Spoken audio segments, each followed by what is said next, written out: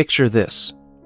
You are a 15-year-old Irish-American girl in Boston in the year 1952. The autumn air is crisp against your face as you sit in the back seat of your father's Buick, watching familiar neighborhoods blur past the window. Your mother clutches her rosary beads in the front seat, her knuckles white with tension. They told you this morning that you're going to stay with the Good Shepherd sisters for a while, just until things settle down. Your father won't meet your eyes in the rearview mirror. Your mother hasn't spoken since breakfast. But what your parents haven't told you is that they signed papers 3 days ago. Papers that give the nuns complete control over your life for the next 25 years. What they haven't told you is that the sisters at this particular asylum have perfected techniques for breaking young women's spirits that have been refined over decades of practice. What they haven't told you is that girls who enter the Good Shepherd laundry rarely leave, and those who do are never the same. You don't know that your parents received a visit from Father McKenna last week, who convinced them that your condition brought shame upon the entire family. You don't know that the church offered them a solution, a way to make the problem disappear while saving your immortal soul. You don't know that in exchange for surrendering you to the sisters, your family's reputation in the parish will remain intact. By tomorrow night, the girl who dreamed of becoming a teacher will be gone forever. In her place will be something hollow and broken, something that exists only to scrub blood from laundry and beg forgiveness for sins she never committed. The baby growing inside you will be torn away and sold to a wealthy Catholic family who will never know the cost of their happiness. Your name will be replaced with a number, your identity erased as completely as if you had never existed. This was the fate of over 100,000 American girls between 1850 and 1996. Young women disappeared into a network of religious asylums that stretched across every major city in America, institutions that promised salvation but delivered systematic torture disguised as moral correction. Tonight, we follow one girl's descent into this holy hell, a journey that reveals how religious authority can become the most dangerous predator of all. Before diving into these forgotten stories of survival and suffering, if you enjoy learning about the hidden truths of history, consider hitting that like button and subscribing for more content like this. And please comment below to let me know where you are listening from. Between 1850 and 1996, religious asylums across America consumed over 100,000 young women. That is approximately 700 girls every year for nearly 150 years. 2 girls every single day, taken from their families and fed into a machine of suffering that operated behind stained glass windows and holy crosses. The mathematics were precise and profitable. A single pregnant girl generated an average of $1,200 in laundry revenue during her captivity, plus an additional $2,000 when her baby was sold through the church's adoption network. But these numbers only counted official admissions. They didn't count the girls who were simply abandoned at asylum doors by desperate families. They didn't count those who died during childbirth and were buried in unmarked graves behind chapel walls. They didn't count the babies who didn't survive the deliberate neglect designed to make them available for wealthy adoptive families. This wasn't random cruelty scattered across isolated institutions. It was a coordinated industry with suppliers, processors, and distributors operating under a specific system imported directly from Ireland. These facilities were called Magdalene laundries, named after Mary Magdalene, the biblical figure whom the Catholic Church falsely portrayed as a reformed prostitute. The name itself revealed the institution's purpose: to punish women for sexual sins through forced labor disguised as spiritual rehabilitation. The Magdalene laundry system had been perfected in Ireland over centuries before arriving in America in the 1850s. Catholic dioceses worked with Protestant organizations to share techniques for managing unwed mothers, while specialized medical staff developed procedures for traumatizing girls into permanent submission. Even funeral directors provided discreet services for disposing of inconvenient deaths. The system had instruction manuals passed down through generations of nuns, detailing exactly how to break a young woman's spirit while maintaining the appearance of Christian charity guided by biblical precedent. The most disturbing manual, discovered in the archives of St. Mary's Training School in Massachusetts, contained detailed psychological profiles of different personality types and specific techniques for destroying each one. Independent girls required isolation and sensory deprivation. Gentle souls needed to witness extreme violence against others. Intelligent women had to be convinced they were insane through systematic gaslighting.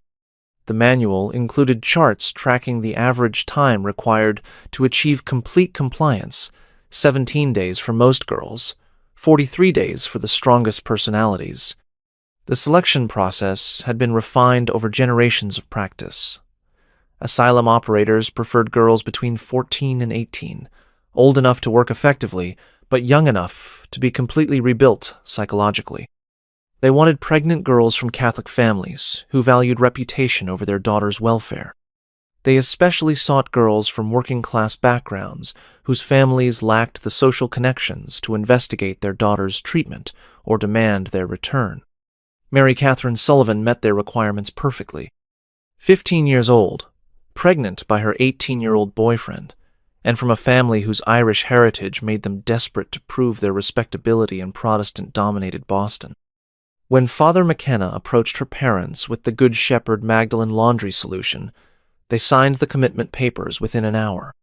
Mary Catherine became penitent, number 47, that cold October day in 1952, entering a system that had already destroyed thousands of American girls, using techniques refined in Irish institutions for over 2 centuries. What happened to girls like Mary Catherine followed a predictable pattern designed by experts in human psychology. Stage 1 was disorientation and identity destruction, stripping away everything that connected them to their former lives. Stage 2 was systematic humiliation and dependency creation, teaching them that survival required absolute submission to religious authority. Stage 3 was psychological reconstruction, building new personalities designed solely to serve the asylum's commercial and ideological purposes. The entire process took exactly 43 days for even the strongest personalities. Mary Catherine's transformation had just begun. The asylum itself was designed to break minds with architectural precision. Mary Catherine would discover why no girl who entered the Good Shepherd laundry ever truly left. Mary Catherine's first glimpse of the Good Shepherd home revealed a building that seemed almost welcoming from the outside. Red brick walls, tall windows, and a marble statue of the Virgin Mary suggested a place of sanctuary rather than imprisonment. The iron gates were decorated with religious symbols that spoke of protection and divine love.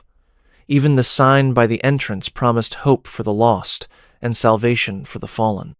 For exactly 30 minutes, as her parents completed paperwork in the Mother Superior's office, Mary Catherine believed this might actually help her situation. But religious asylums had ways of revealing their true nature to those who learned to see past the holy facade. The windows that looked welcoming from outside had bars hidden behind decorative ironwork. The peaceful gardens were surrounded by walls topped with broken glass. Most telling of all were the other girls she glimpsed moving through corridors, their eyes empty, their movements mechanical, their silence so complete it felt like death had taken their voices. Sister Margaret, who welcomed Mary Catherine with gentle words and a kind smile, explained the asylum rules with the patience of someone who had performed this ritual thousands of times before. Girls were not permitted to use their birth names, only the penitent numbers assigned upon arrival. They were not allowed to speak of their families, their former lives, or their circumstances beyond the asylum walls. They were forbidden to ask questions about other girls who had lived there before them, or to speculate about when they might be permitted to leave. Each rule seemed reasonable when explained individually, designed to help girls focus on their spiritual rehabilitation rather than dwelling on past mistakes. But together, these restrictions began the systematic erasure of everything Mary Catherine had been. When she unconsciously touched the small silver cross her grandmother had given her, Sister Margaret gently confiscated it. When she mentioned missing her younger brother during evening prayers, She was corrected with a firm reminder that penitents had no family except their sisters in Christ.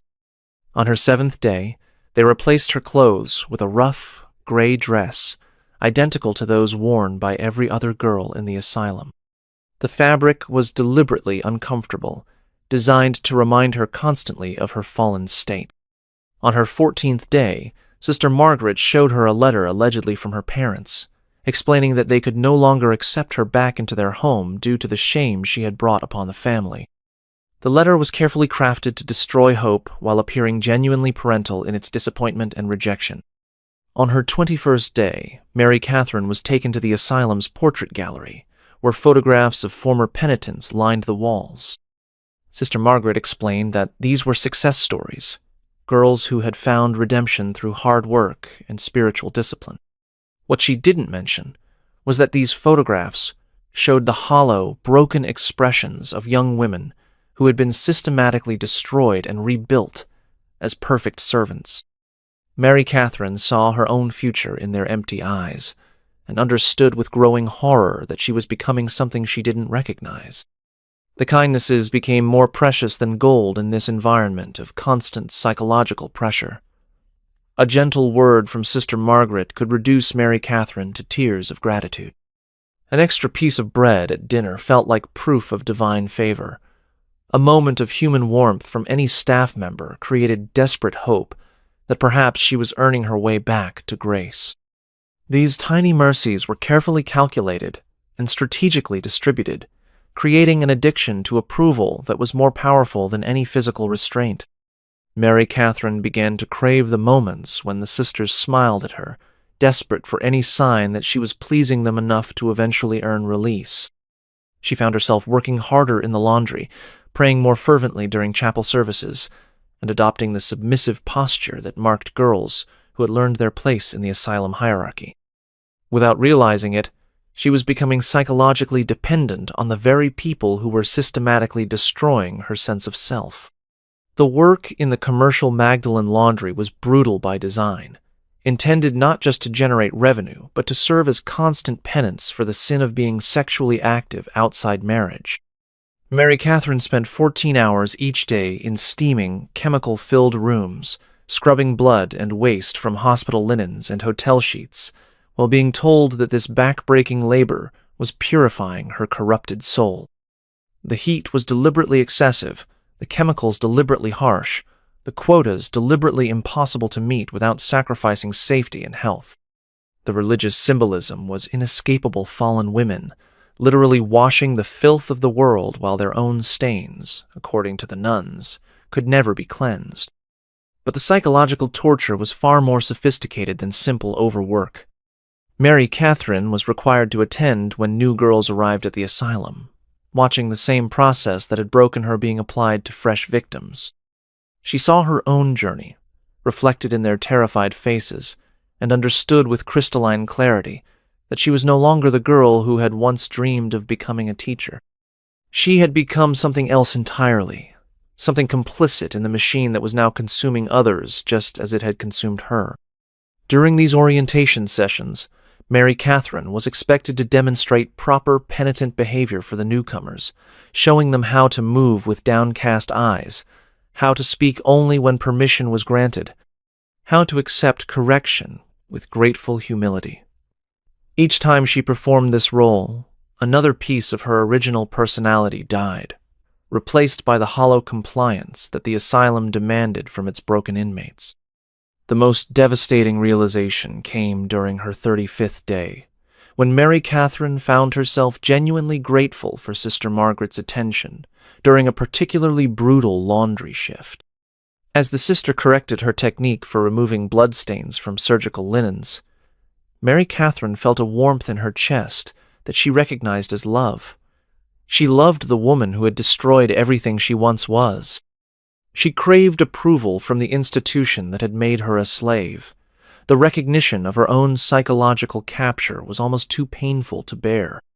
It was during her 43rd night in the asylum that Mary Catherine's final transformation occurred.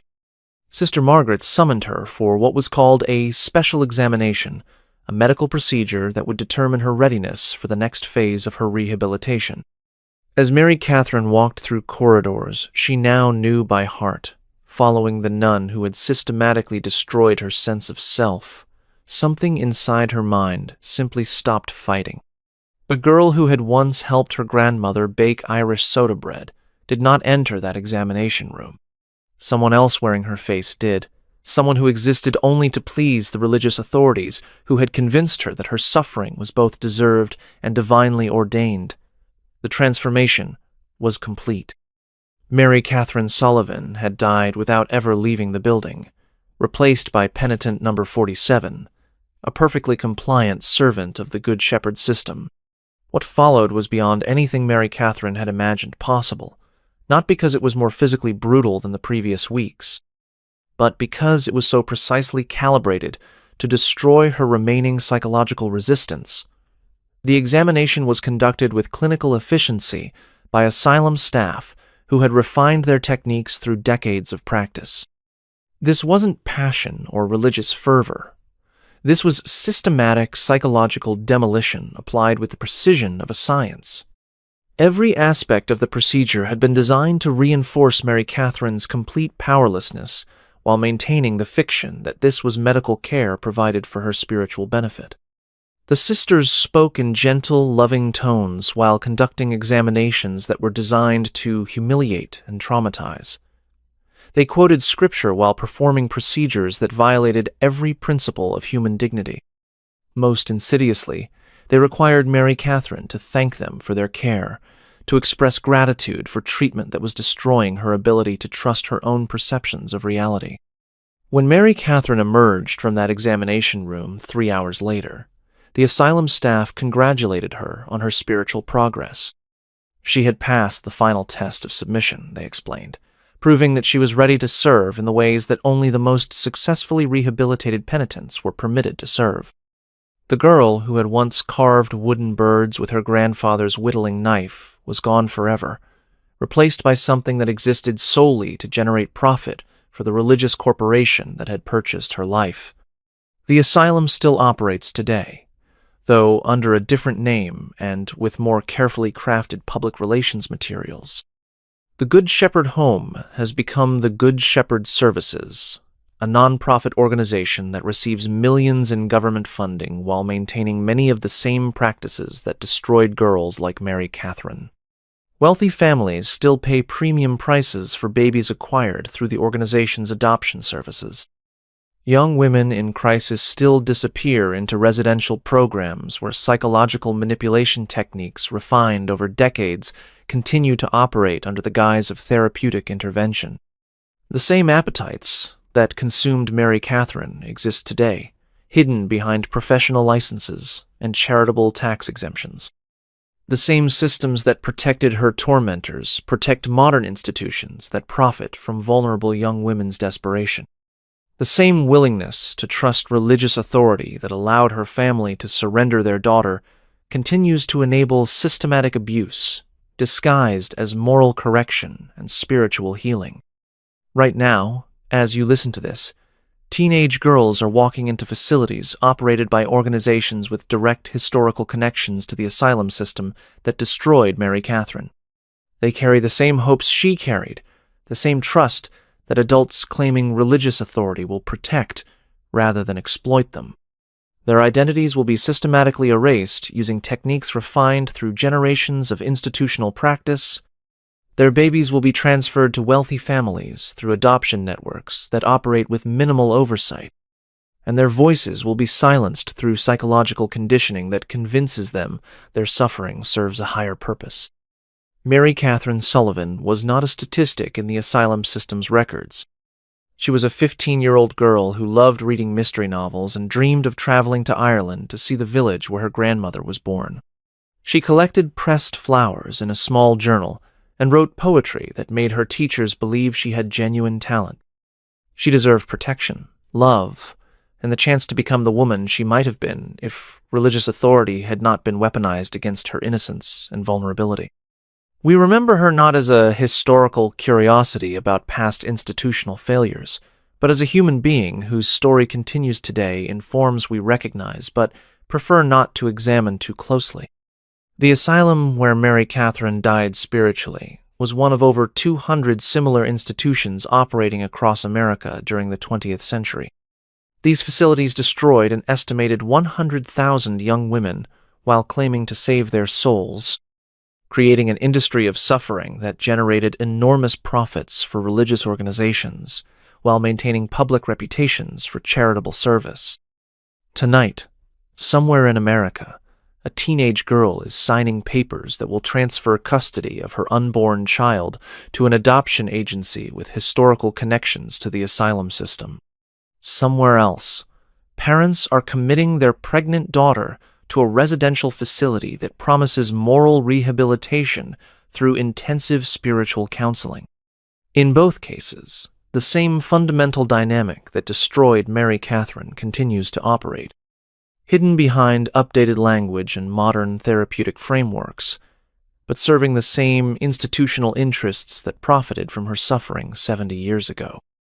Mary Catherine's voice joins the chorus of 100,000 forgotten women, demanding that we remember their stories, that we recognize how religious authority can become the most dangerous predator when it operates without accountability, and that we never again allow beautiful buildings and holy words to hide such systematic destruction of vulnerable young lives. Their silence was purchased with suffering. Their memories were erased by design. But their truth remains, echoing through decades of institutional cover-ups, demanding justice that will never come and recognition that arrives far too late to matter. The red brick building still stands in Boston, its windows still barred behind decorative ironwork, its gardens still surrounded by walls topped with broken glass. Tourists occasionally walk past, admiring the 19th century architecture and the marble statue of the Virgin Mary that promises protection for the innocent. They do not know that beneath their feet lie the unmarked graves of babies who died from deliberate neglect, or that the walls they admire once echoed with the screams of young women being systematically destroyed by the very people who claim to offer them salvation. If this glimpse into history's hidden darkness has left you wanting to uncover more buried truths, I've prepared another journey into the shadows of the past that you won't want to miss.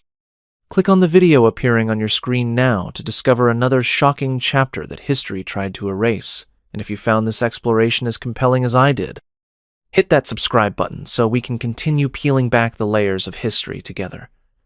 These forgotten voices deserve to be heard, and there are so many more stories waiting to be told.